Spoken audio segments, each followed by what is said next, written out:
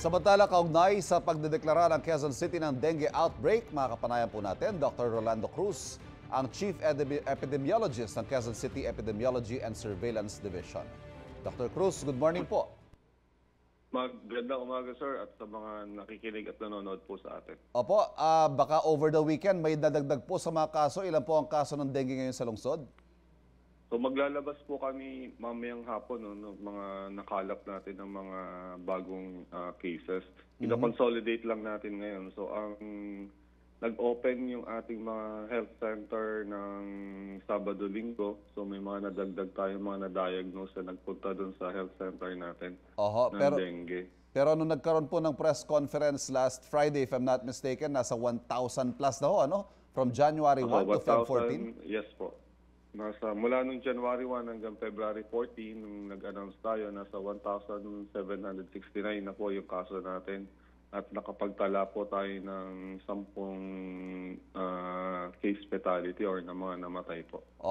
Ano ho ang epekto ng ganitong bilang ng mga dengue cases, Doc, sa pasilidad ng Quezon City para sa mga nagkakadengue? May nagkakaroon ba tayo ng strain, ika nga, sa ating bed capacity sa mga ospital? So majority naman hindi na kailangan ma-confine dun sa ospital. Ang nagiging problema lang natin ay yung hindi na-assess agad ng mga doktor, no? So kaya yun yung kwento ng mga 10 nating case fatality or mga namatay. It took them more than 7 days, no? More than 5 days na bago makapagpakonsulta at matignan ng doktor. So, kaya po kami nag-announce ng outbreak para ipagbigay alam sa ating mga nanay at mga magulang na merong threat po ng dengue sa ating komunidad ngayon. More on that point, Doctor, kasi ngayon ho, uso ang sakit, ika nga, marami yung nilalagnat ngayon, parang tinatrangkaso. Meron ho bang distinguishing symptom itong dengue para ma-warningan din po yung mga magulang na baka naman dengue na yung ikinakasakit ng kanilang mga anak? So tama po yun, no? Minsan yung sa mga pinuntahan nating mga namatay, no, ang akala ng mga magulang ay simpleng lagnat lang, no? At nabigyan lang ng paunang lunas na paracetamol, no? So kaya ang advice namin ngayon, basta nilalagnat lang yung bata, no, 1-2 araw nilalagnat na yung bata, dali na po ito agad sa sa ating nearest health center, kasi sa health center natin may libre tayong pangpates, no, sa dengue, at ito ay available po, no. Kaya ang advice parate ay wag na po maghanap na iba pang sintomas, no. Basta nilalagnat po yung bata. Importante ma-rule out agad, Doc, yung dengue. Opo. Kasi po yung hirap po tayo distinguish talaga sa ibang sakit, no. So parang lang ng mga presentation, lagnat, parang trangkaso, no? Sasakit yung katawan, sasakit yung ulo. Yun po yung mga nakikita natin. Tapos yung paracetamol ho kasi, Doc, akala ng marami, yun na yung gamot mismo sa sakit. Pero ito ho'y ginagamot lang niya, yung sintomas, hindi ba yung lagnat? Yung lagnat po yan. Pero yung virus po kasi, nag-multiply pa rin yun doon sa katawan ng bata. Tapos minsan, after 3 days, sasakit na yung tiyan, yung bandang tiyan, abdominal pain, tapos hindi na kumakain, hindi na umiinom, matamlay na yung bata, no? So yun ay mga danger signs na po yun ng dengue. Right. Ano ho ang mga hakbang na iti-take ngayon ng Quezon City LGU para ho tugunan itong ating outbreak? Ang utos ng mayor ay lahat ng gobyerno sa ng gobyerno ng lokal ng pamahalaan ay tumulong sa pagsugpo ng dengue outbreak, no? So mga barangay captain ay nautusan na po, no, na pag-igtingin ng kanilang dengue control program. Ang priority is patayin yung mga adult na lamok, yung mga pwede na makakagat na lamok, no, doon sa mga clusters area. So todo po yung kanilang spray ngayon. Susundan po yan ng mga cleanup drive both sa mga schools saka sa community natin. Identify naman kasi natin kung saan itong mga lugar na to. So yun po ang kung bababa po kayo ngayon sa mga barangay natin, yun po ang makikita nyo ngayon sa Quezon City. Dr. Cruz, maraming salamat po. Thank you for joining us. Magandang umaga po at maraming salamat din. Nakausap po natin Dr. Rolando Cruz, Chief Epidemiologist ng Quezon City Epidemiology and Surveillance Division.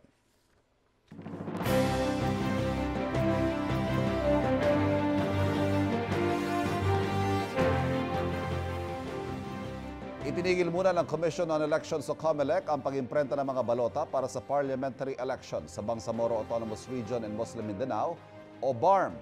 Kasunod po yan ang desisyon ng Bicameral Conference Committee na iurong ang petsa nito sa October 13, 2025 para masigurong malinis at payapang pagsasagawa ng eleksyon. Ay kay COMELEC Chairman George Garcia, posible na kasing maging batas ang pag-urong ng petsa ng eleksyon. Tiniyak naman ni Garcia na tuloy-tuloy ang pag-imprenta ng balota para sa national at local elections sa BARM. Hindi po natin pinatuloy ang pag-iimprenta ng Bangsamoro Parliamentary Election Ballot sapagkat napakataas yung posibilidad dahil may enrolled bill na ito'y maging panukalang maging batas na. Ang tanong po dyan, kakailanganin ba namin mag-open muli ng filing ng candidacies o ang mangyayari kung sino na yung nakapag-file ng candidacy ay sila na lamang ang kandidato at dapat na-imprenta ang pangalan sa mga balota. Sa Visayas, sa arangkada ngayong linggo, ang GMA Masterclass Election 2025 Dapat Totoo Series. Kabilang sa mga magbibigay ng talk, ang GMA seasoned broadcast journalist at mga kasama nating sila Susan Enriquez at Marie Zumali. GMA sportscaster and sports analyst Martin Antonio, GMA Integrated News Social Media Manager Hannah Petrache, GMA Regional TV 1 Western Visayas Correspondent Zen Kilantang Sasa, at GMA Regional TV Digital News Managing Editor Jobert Ocao. Host ng series si 24 Oras Game Changer segment host Martin Javier, habang si The Clash Season 4 champion Marian Osabel ang mag-entertain sa audience. Simula na yan ngayong araw, February 17 hanggang February 20. Layon ng GMA Masterclass Election 2025 Dapat Totoo Series na mas palakasin pa ang pagpapalaganap ng katotohanan at kamalayan para labanan ng fake news at misinformation.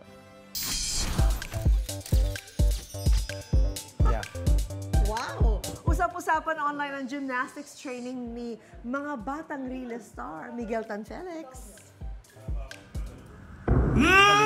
Oy, in fairness ha, nagpakitang gila si Miguel sa pagba-backflip dahil kasama niya sa training si double Olympic gold medalist Carlos Yulo. Say ni Miguel sa caption, may konting pressure ang training. Sabay hirit kay Carlos na pang double Olympics gold na ba? Ang tanong, ano kaya ang score ni Carlos sa backflip ni Miguel? Narinig ko yung sagot eh. 10. Ano masabi mo doon? 10 yun. 10 yan, 10. Oh, sweet! May inihaing petisyon sa Korte Suprema para himukin ang Senado na simulan na ang impeachment trial kay Vice President Sara Duterte. Tingin naman ng isang eksperto, posibleng hindi ito payagan ng Korte Suprema bilang paggalang sa separation of powers and judiciary and legislative. May unang balita si Mab Gonzales. Voter education. Habang nagtatagal ang paggulo ng impeachment trial ni Vice President Sara Duterte sa Senado, nagkakaroon umano ng political instability ayon sa constitutional law expert na si Attorney Domingo Cayosa.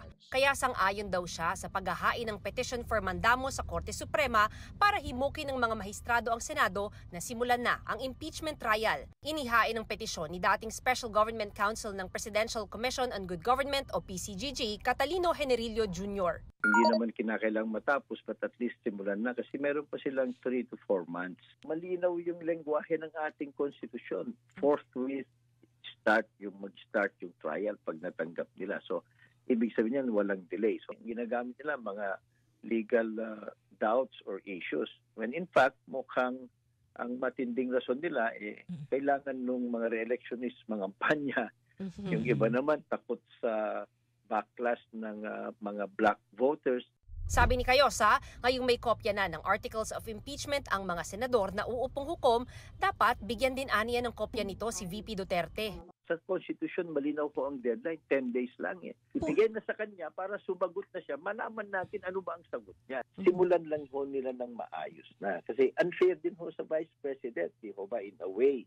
Kasi yung complaint nandun na sa website, Naisa publiko na eh. Pero wala pang formal na sagot naman yung kabila. So ang nangyayari ngayon, mga trolls, kanya-kanyang interview sa media. Pero sa tingin ni Cayosa, malabong pagbigyan ng Korte Suprema ang mandamus petisyon bilang paggalang sa separation of powers ng hudikatura at lehislatura. Baka ayaw din ng Supreme Court na magkaroon ng constitutional crisis. Hindi masyadong pinapakialaman ng Supreme Court sapagkat yan yung tinatawag natin separation of powers at saka yung political question. Kung kailan sisimulan, it is the wisdom of the elected senators at saka yung respect for a co-equal branch of government. Nauna nang sinabi ni Retired Associate Justice Antonio Carpio na hindi raw siya sang-ayon sa petisyon. Base aniya sa saligang batas, Senado lang ang may kapangyarihang duminig at magdesisyon sa lahat ng mga kasong impeachment. Only when there is a grave abuse of discretion can the Supreme Court come in, katulad during the time of the impeachment of Davide. It's up to the President to call a special session. Hindi mo nang pwede mamandamos yun. Hinihinga namin ng komento rito sina Vice President Sara Duterte at Senate President Cheese Escudero pero wala pa silang tugon. Pero dati nang sinabi ni Escudero na sa tingin niya ay hindi kailangang mag-convene ng special session para sa impeachment. Ang bise, naunang sinabing pinaghahandaan ng kanyang legal team ang impeachment. Ito ang unang balita. Mav Gonzalez para sa GMA Integrated News. Tila palapit ng palapit sa Pilipinas sa mga barko ng China Coast Guard. Kahapon namataan malapit sa El Nido, Palawan, ang 3 nilang barko. May unang balita si Jonathan Andal. Ganito kalapit sa El Nido, Palawan, ang 3 barko ng China Coast Guard, 35 nautical miles lang o nasa 65 kilometers, batay sa tansya at monitoring ng maritime security expert at dating U.S. senior defense official na si Ray Powell. They're getting pretty close. I'm not sure it's alarming, but it's certainly concerning. They believe their 9-dash line goes right around here and they're going to go right to the edge of where their 9-dash line is. It's becoming more and more common. So, we're starting to see more and more of these intrusive patrols near Palawan. Noong nakaraang linggo lang kasi, isa naman Chinese research vessel ang namataan din sa Palawan. Pero sabi ng Philippine Navy, sumunod naman sa protocol ang nasabing barko na umiwas lang daw sa masamang panahon. Ang mga barko naman ng China Coast Guard sa Palawan galing daw sa Scarborough Shoal at bumaba pa El Nido pero umalis din agad doon. Sinubukan namin kumpirmahin ito sa Philippine Coast Guard pero wala pa silang tugon sa ngayon. Noong February 2 sa Bolinao, Pangasinan, may lumapit din na 2 barko ng Chinese Coast Guard. Pero ngayon sa Palawan, 3 barko na ang ipinadala nila. Usually they go sort of 1 or maybe 2 at a time. So taking 3 ships is sending a particular message of strength. Ang monster ship naman ng China wala na sa West Philippine Sea ayon kay Powell. Pero meron pa raw natitira ritong 9 na barko ng China Coast Guard. Isa dyan na itulak daw ng Philippine Coast Guard palayo ng Zambales, 95 nautical miles mula sa dalampasigan ng probinsya. Pero nasa loob pa rin ng EEZ o Exclusive Economic Zone ng Pilipinas. Your illegal activity will be reported to higher authorities. Over. Binuntotan daw ng BRP Cabra ang barkong yan ng China sa kabila raw ng mga dambuhalang alon doon na umaabot ng 5 hanggang 8 talampakan. Ayon kay Powell, intrusive patrols ang ginagawang ito ng China na hindi naman daw illegal. It's just aggressive, right? So what the Philippines has tended to do is to send out a ship or a plane or something just to monitor it. Pero sabi ng maritime law expert na si Attorney J. Batong Bakal, kailangan kumbinsihin ng Pilipinas ang ibang mga bansa para umaksyon ang United Nations. Hindi nga po masyadong ma-aksyon ng UN dahil una, over 160 member countries yan.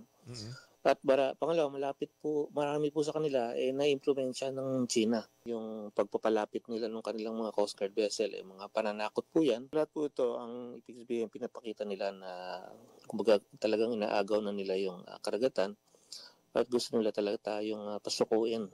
Personal na nag-usap sina Foreign Affairs Secretary Enrique Manalo at US Secretary of State Marco Rubio kung paano palalakasin ang alyansa ng Pilipinas at Amerika para tugunan ang tinawag ni Rubio na destabilizing actions ng China sa South China Sea. Pumalag naman ang Armed Forces of the Philippines sa sinabi ng Southern Theater Command ng China na nanghihimasok ang Pilipinas sa maritime rights ng China nang mag-join patrol ito kasama ang Amerika at Canada sa West Philippine Sea. Sabi ng AFP, hindi Pilipinas ang nanghihimasok.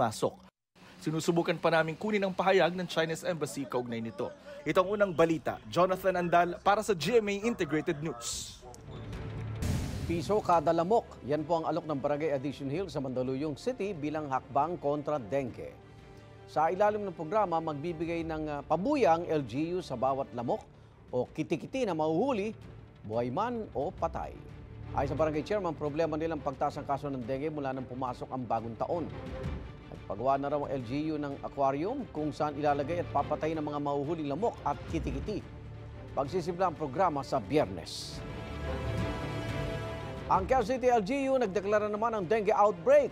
Sa panayam kanina ng unang balita kay Dr. Rolando Cruz na Chief Epidemiologist ng QC, inatasan na rin niya mga pinuno ng barangay na mas paigtingin pa ang mga hakbang kontra dengue. Payo rin nila sa mga residente agad magpatingin kapag nakaramdam ng sintomas ng dengue gaya ng lagnat. Nakaka-high blood ang presyo ng karneng baboy na umaabot na sa 400 pesos kada kilo. Live mula sa Marikina City, may unang balita si EJ Gomez. EJ!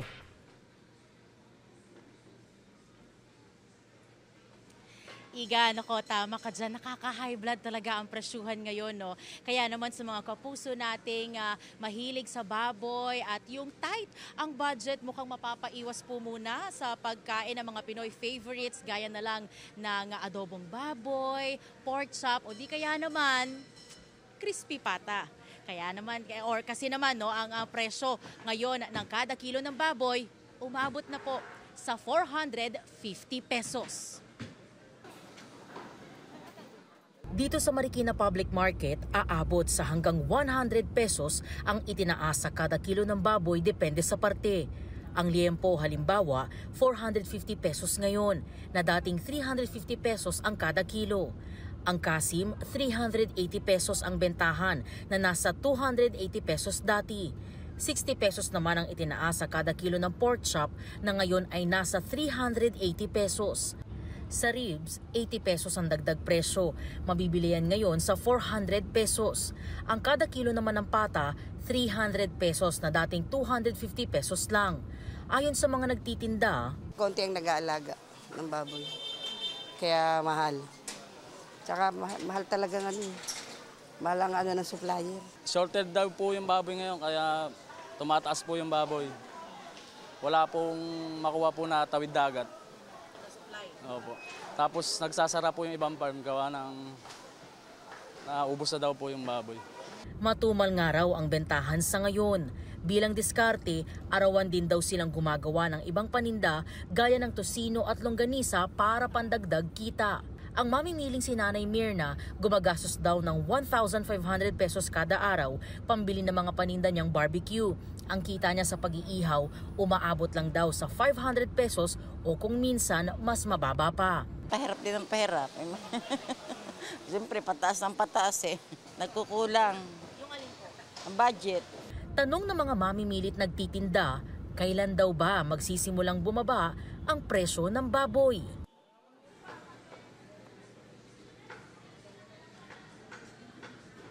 Igan, ayon doon sa mga nakausap nating vendor, tuwing weekend o kung may okasyon na lang daw sila, medyo nakakabawi sa kanilang kita dahil yun daw yung mga panahon na mas dumadami kahit papaano yung mga bumibili ng baboy sa kanila. Kwento naman ng mga nakausap nating mga mamimili, pag di talaga mapigilan yung kanilang craving sa pagkain o pagluluto ng mga putahing baboy, ay dumidiskarte sila.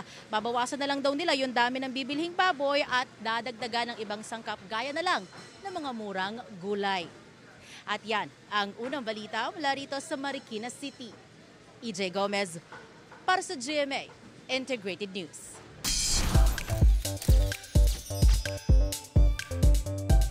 Ito na, malapit ang competition para sa 2025 Miss Universe Philippines. Expect an intense battle of beauty and brains sa 69 candidates na maglalaban-laban para sa corona. May unang chika si Nelson Canlas. Ipinakilala sa media ang 69 na nagagandahang kandidata mula sa iba't ibang parte ng Pilipinas at Filipino communities abroad na maglalaban-laban sa 2025 Miss Universe Philippines. Sa media presentation pa lang, palaban na ang mga kandidata sa pagpapakilala ng kanilang sarili. Kabilang sa mga nagbabalik sa pageant stage, si Kapuso actress, 2017 Reyna Hispano-Americana at representative ng Muntinlupa, Teresita Sen Marquez. Dreams never expire. That's what I've been telling everybody. So whether you're a mother, you're a wife, or anyone who has any dreams, so hindi titigil ang pangarap doon. 2018 Miss International First Runner-Up at ngayon representative ng Quezon Province, Atisa Manalo. Nagbabalik din sa Miss Universe Philippines competition sina Miss Taguig, Katrina Legado, Miss Sultan Kudarat, Chelsea Fernandez, Miss Cebu at Filipino Society of Melbourne candidate, Chela Falconer, at Miss Siniloan Laguna, Iliana Aduana. Dumalo sa media presentation si Miss Universe Philippines 2024 Chelsea Manalo. Ipinakilala din bilang bagong National Director ng Miss Universe Philippines si Miss Universe 2013 third runner-up, Ariela Arida. It's a big responsibility on my part. The 5th Miss Universe crown. That hopefully in this batch we'll finally get it. Gaganapin ang kompetisyon ngayong Mayo at ang papalaring kandidata ay magiging kinatawan ng Pilipinas sa Miss Universe pageant this November sa Thailand. Ito ang unang balita. Nelson Canlas para sa GMA Integrated News. Ayan, ito naman kiniligang fans sina Sparkle Stars Derek Monasterio at El Villanueva sa kanilang date sa Iceland. Ang layo ng date, ha? Hindi raw nanaig ang lamig sa init ng pagmamahal ng dalawa nang ma-witness ang ganda ng Northern Lights or Aurora Borealis. Happy at grateful si Ellie sa moments nila kasama ang ilan pang mahal sa buhay. Pangarap daw kasi nila as a couple na makita ang Northern Lights. The best Valentine's with the most beautiful sight naman ang hirit ni Derek. Next. Samantalang sweetness overload din ang ganap ni na Binibining Marikit stars Herlene Budol at Tony Labrusca sa kanilang date noon Valentine's Day. Sa Instagram, nagpakilig ng fans ang dalawa sa kanilang photo booth at dinner photos, pati na sa TikTok entry ng dalawa. Mapapanood ang Binibining Marikit Lunes hanggang Sabado, 2:30 p.m. pagkatapos ng It's Showtime. Wow! New skill unlocked. Yan ang flinex ni Ultimate Star Jenlyn Mercado. Maangas ang dating ni Jen habang pinapakita ang kanyang shooting skills with a Z. Sabi ni Jen, parte yan ng kanyang preparation para sa upcoming action drama teleserye na Sanggang Dikit with her hubby 2024 MMFF Best Actor at Kapuso Drama King, Dennis Trillo. Pag-amin ni Jenlyn, kabado siya sa paghawak at pagpapaputok ng baril. Unti-unti sa tuloy-tuloy na practice ay naging komportable na raw siya. Bukod sa upcoming serye, may movie rin ang Denjen with Sam Milby na Everything About My Wife na showing sa February 26. Kapuso, mauuna ka sa mga balita. Panoorin lamang ang unang balita sa unang hirit at iba pang award-winning newscast sa youtube.com/GMA News. I-click lamang ang subscribe button. Sa mga kapuso abroad, maaari kaming masubaybayan sa GMA Pinoy TV at www.gmanews.tv.